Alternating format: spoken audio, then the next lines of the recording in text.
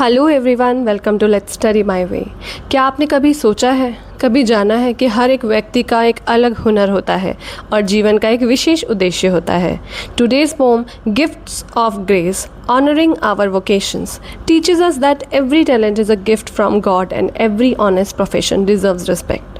इस वीडियो में हम इस कविता को आसान हिंदी और इंग्लिश में समझेंगे और साथ ही जानेंगे इसका line by line explanation and poetic devices, ताकि इस पोम से रिलेटेड कोई भी डाउट्स आपके लिए ना रहें और एग्ज़ाम में या कभी भी कोई टेस्ट में कोई क्वेश्चन अगर ओरल पूछा जाता है, रिटन भी है, तो आप फटाफट इसका आंसर बेझिझक दे दें और बिल्कुल एक्यूरेसी से दें। तो आइए चलिए आगे बढ़ते हैं। सबसे पहले, who is the poet of this pome? The poem is written by an anonymous poet. Anonymous poet means we don't know the name of the poet who has written it. हमें नहीं, यहाँ पे मेंशन नहीं है poet का name, तो anonymous है क्योंकि नेम नहीं मेंशन किया है कवि ने। अब इस पोम में कोई कैरेक्टर नहीं है। जैसे ही आप पोम पढ़ेंगे तो कोई कैरेक्टर नहीं है, लेकिन जो पोइट है एक ऑब्जर्वर की तरह एक्ट कर रहे हैं, जो महसूस कर रहे हैं, जो सुन रहे हैं पूरे भारत में अलग अलग प्रोफेशन के बारे में, अलग अलग करियर के बारे में, और वो हर एक वोकेशन को बहुत रिस्पेक्ट देते हैं कि चाहे वो छोटा हो या बड़ा काम हो, हर किसी की अपनी अपनी अलग जगह और बहुत खूबसूरत हैं वो सभी वोकेशंस। तो अब यहाँ पर हम इस पोम की लाइन बाय लाइन एक्सप्लेनेशन करते हैं और बाद में आप खुद ही समझ जाएंगे what is the conclusion, what is the main theme of this pome. Now first line of the pome is I hear Bharat celebrating the varied vocations. I hear those of craftsperson, each one celebrating their craft, woven with colors and myriad hues. Now, move to the explanation part.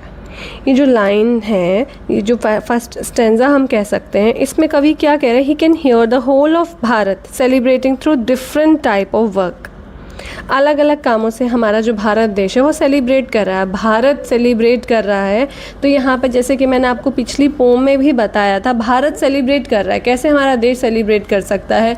या तो people बोलते हैं, लोग, भारत के लोग celebrate कर रहे हैं, लेकिन उन्होंने भारत को सेलिब्रेट करते हुए बोला है, तो भारत को एक ह्यूमन क्वालिटी दी गई है।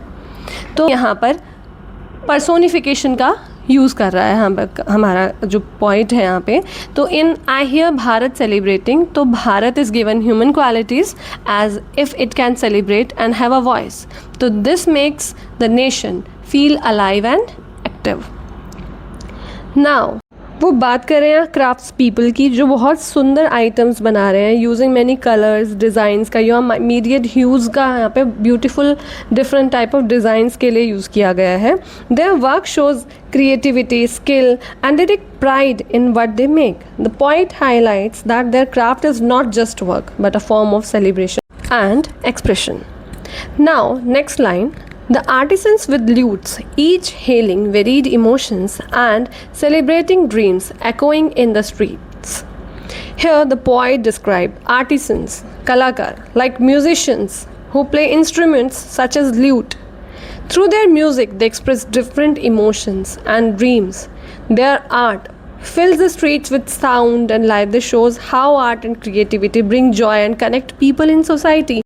तो जैसे म्यूजिशियंस कोई इंस्ट्रूमेंट बजाता है, तो यहाँ पर ल्यूट का यूज़ किया गया है। ल्यूट एक म्यूज़िकल इंस्ट्रूमेंट है जिसको प्ले करते वक्त जो हमारे आर्टिसंस हैं यहाँ पर, तो वो एक्सप्रेस कर रहे हैं अलग अलग इमोशंस, अपने ड्रीम्स। तो अब उनका जो आर्ट है, जो ये कला है, अपने गलियों मतलब हमारे जो सोसाइटी है, हमारे आसपास की लाइफ को बहुत ब्यूटीफुल और जॉय से भर दे रहे हैं और लोगों को कनेक्ट कर रहे हैं। Now, next line. The carpenters celebrating. They create anything out of wood with mathematical precision. Carpenters are shown as skilled workers, जो किसी भी प्रकार की, अगर लकड़ी से हमें कोई चीज़ बनानी है तो बहुत यूज़फुल थिंग्स वो लकड़ी से बना देते हैं। उनके वर्क को भी भाई एक्यूरेसी और प्रॉपर मेजरमेंट चाहिए, तो their work requires accuracy and careful measurement like maths. The poet appreciates their precision and shows that their skill deserves respect and admiration. Next, the electricians humming, they get ready for work with cables and wires to brighten our lives. The poet talks about electricians who work with wires and cables. अब electrician ही है जिनके काम की वजह से हमारे घरों में लाइट आती है और हमारी लाइफ भी बहुत ईजियर हो जाती है। आप खुद सोच सकते हैं, अब इलेक्ट्रिसिटी के बिना हम 2 दिन 1 दिन नहीं रह सकते, 1 घंटा भी हमारे लिए बहुत मुश्किल हो जाता है। तो their work bring light into homes and makes life easier. The word humming shows that their constant activity. The poet highlights that their contribution is also important for modern life. Next, the boatmen gathering their nets from the shore, sailing and singing while at work, return to tell the tales of life at sea. Boatmen. This stanza describes boatmen who go to the sea, catch fish and return home. They sing while working, showing that they enjoy their work. Their experiences at sea become stories they share later. The poet shows both the hard work and the joy in their life. जैसे कि वो अब अपना कोई कुछ भी song गा रहे हैं, म्यूज़िक गुनगुना रहे हैं अपना काम करते वक्त, तो इसका मतलब अपने प्रोफेशन को, अपने काम को पसंद कर रहे हैं और खुश होके उस काम को कर रहे हैं, मन लगाकर उस काम को कर रहे हैं और आकर वहाँ की कहानियाँ बाद में शेयर करते हैं अपने आपसी फ्रेंड्स, फैमिली को।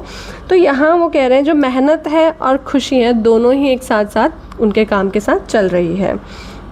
Next, the shoe makers affirming the quality of their work for the feet that walk, dance, run, jump and return home. देखो कितना डीप मीनिंग है इस लाइन का। शू मेकर्स जो हमारे शूज़ बनाते हैं, उन्हें डिज़ाइन देते हैं, उन्हें रिपेयर करते हैं, तो उन्हीं की वजह से हम अपने पैरों पे ये शूज़ पहन के या चप्पल पहन के हम चलते हैं, डांस करते हैं, दौड़ते हैं, कूदते हैं और अपने घर वापस आते हैं। तो ये भी कितना इम्पॉर्टेंट पार्ट है हमारी लाइफ के लिए कि हमारी सुविधा के लिए वो कितना काम कर रहे हैं और अपने काम को इंजॉय कर रहे हैं। Here the shoemakers are shown as people who take pride in making good quality shoes. Their work supports people in daily activities like walking, running and dancing and coming back to home. The poet emphasizes that even simple work plays an important role in everyday life. Now, next stanza. The delicious singing of the cook or the rhythm of designer, mason, each celebrating what belongs to them and to none else. Delicious singing of the cook. Cook means जो खाना बनाते हैं हमारे लिए. In this stanza, cook's delicious singing suggests that cooking is done with love and joy. The designer, mason are described as working with rhythm, कि वो काम कर रहे हैं, एक रिदम के साथ काम कर रहे हैं, जिसका मतलब है कि वहाँ एक लेबर में जो भी ये मेहनत कर रहे हैं उसमें एक हार्मनी और एक स्किल चाहिए। The poet says that each person celebrates what belongs to them alone which is their unique talent and role. अब डिज़ाइनर है, मेसन है, वो अपने अकॉर्डिंग अपना काम करते हैं, प्रॉपर रिदम के साथ करते हैं, प्रॉपर ब्यूटी के साथ उस काम को करते हैं और हर कोई अपने अपने काम में निपुण होता है और वो इसीलिए अपने यूनिक टैलेंट और रोल को सेलिब्रेट करते हैं। Now the last stanza is, the voice of their vocation is the voice of their identity. I hear Bharat celebrating the varied voices I hear. The line, the voice of their vocation is the voice of their identity means that work is not just a job but a reflection of who a person truly is. इसका मतलब है कि जो भी व्यक्ति जो भी काम करता है वो उसकी पहचान होती है, कि उसकी पहचान का एक हिस्सा होता है। What people do reflects who they are. The repeated line shows that all these different voices together create a picture of lively and united Bharat where every kind of work is respected and celebrated. Or we can say the poet wants to remind readers that every profession deserves equal respect and honor. अब यहाँ पर the voice of their vocation is the voice of their identity, इसको देख के आपको पता लगेगा कि यहाँ पर्सोनिफिकेशन यूज़ हुआ है। क्या कभी वोकेशन अपने प्रोफेशन को बात करते हुए देखा है? तो कैसे वो हमारी आइडेंटिटी का वॉइस हो सकती हैं? तो यहाँ पर the poet is giving voice to occupations suggesting they speak for those who practice them. ये फिर से यही बात हुई जब हम नॉन ह्यूमन थिंग्स को या कोई एब्स्ट्रैक्ट कॉन्सेप्ट को ह्यूमन क्वालिटीज़ देते हैं, तो यहाँ पे हम ह्यूमन क्वालिटीज़ प्रोफेशंस को दे रहे हैं, तो इसीलिए यहाँ पे पर्सोनिफिकेशन यूज़ हुआ है। साथ ही यहाँ देखिए वेरीड वॉइसेस आई हियर है, तो वेरीड वॉइसेस यहाँ पर आप देख सकते हैं वी एलिट्रेशन यूज़ हुआ है क्योंकि रिपीटेशन हो रहा है हमारे इनिशियल कॉन्स्टेंट साउंड का। तो इसीलिए वेरिड वॉइसेस में, वेरिड वोकेशंस में, या हम कह सकते हैं ऊपर सेलिंग एंड सिंगिंग में। आपने इससे पहले जो बोटमैन वाली लाइन देखी थी उसमें था सेलिंग एंड सिंगिंग, वहाँ एस का रिपीटेशन हो रहा है। तो ये क्या होती है, यहाँ पर एलिट्रेशन यूज़ हुआ होता है। अब देखिए रिफ्रेन या रिपीटेशन। पॉइंट जो है यहाँ पर, आई hear Bharat celebrating the varied vocations, I hear.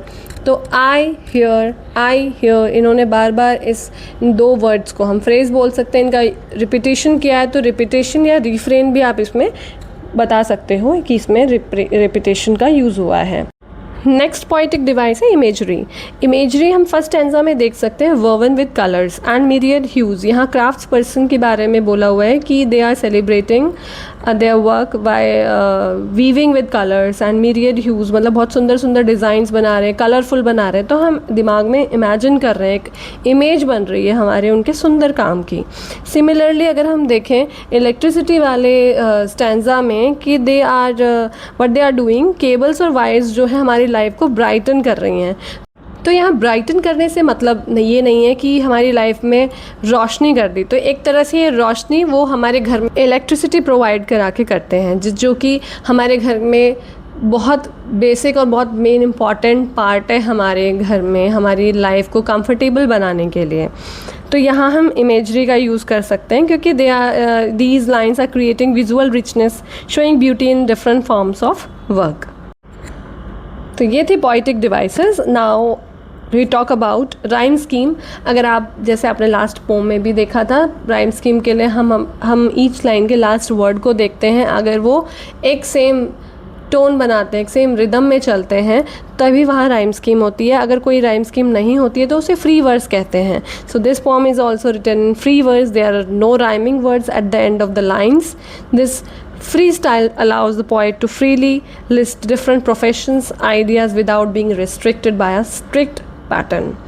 अब इस पोम की टोन क्या है, सेलिब्रेटरी और रिस्पेक्टफुल इस पोम की टोन हम बोल सकते हैं, क्योंकि वो यहाँ पे हर प्रोफेशन को सेलिब्रेट कर रहे हैं, हर प्रोफेशन को बहुत रिस्पेक्ट दे रहे हैं।